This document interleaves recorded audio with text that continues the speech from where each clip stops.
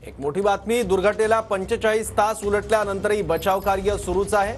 घाटकोपरमध्ये hoarding कोसळलं होतं आणि या होर्डिंग खाली आणखी काही जण अडकल्याची भीती आहे। सोमवारी संध्याकाळी मुंबईमध्ये वादळी वाऱ्यासह जोरदार पावसाने मुंबईमध्ये हजेरी लावली होती। त्यामध्ये घाटकोपरमध्ये जे एक होर्डिंग आहे ते भलं मोठं होर्डिंग पडलं आणि त्या ठिकाणी मोठी दुर्घटना घडली।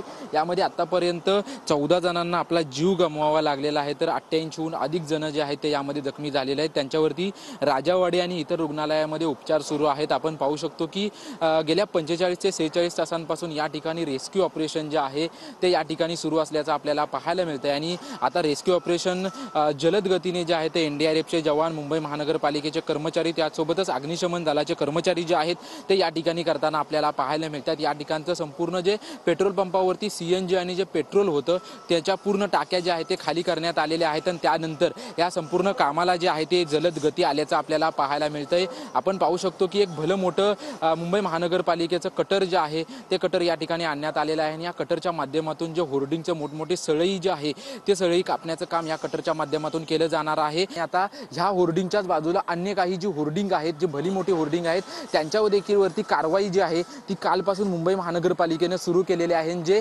घाटकोपर दुर्घटना ज्या ठिकाणी घडली त्याच्याच बाजूला आणखी 3 होर्डिंग आहेत, त्याच्यापैकी 2 होर्डिंग काढण्याचं काम जे आहे ते मुंबई महानगरपालिकेच्या वतीनं करण्यात येत आहे। कारण की काल ज्यावेळेस मुंबई महानगरपालिकेने सांगितलं त्याच वेळापासून हे भलं मोठं जे 2 होर्डिंग आहेत ते देखील होर्डिंग काढण्याचं काम सध्या मुंबई महानगरपालिकेच्या वतीनं सुरू आहे। परंतु आतापर्यंत यामध्ये जे आहे ते 14 जणांनी आपला जीव गमावलेला आहे, तर 88 जणांनी जे आहे तो यामध्ये ते जखमी झालेले आहेत, तर काही आणखी देखील मृतदेह खाली असल्याची शक्यता जी आहे ती एनडीआरएफच्या जवानांकडून वर्तवण्यात आलेली आहे। त्याच्यामुळे आता जे काम जे सुरू आहे ते वेगाने सुरू आहे, परंतु मृतांचा आकडा देखील वाढू शकतो असा देखील अंदाज मुंबई महानगरपालिकेकडून वर्तवण्यात आलेला आहे। कॅमेरामन मनीष विचारेसह निवृत्ती बाबर, TV9 मराठी, मुंबई।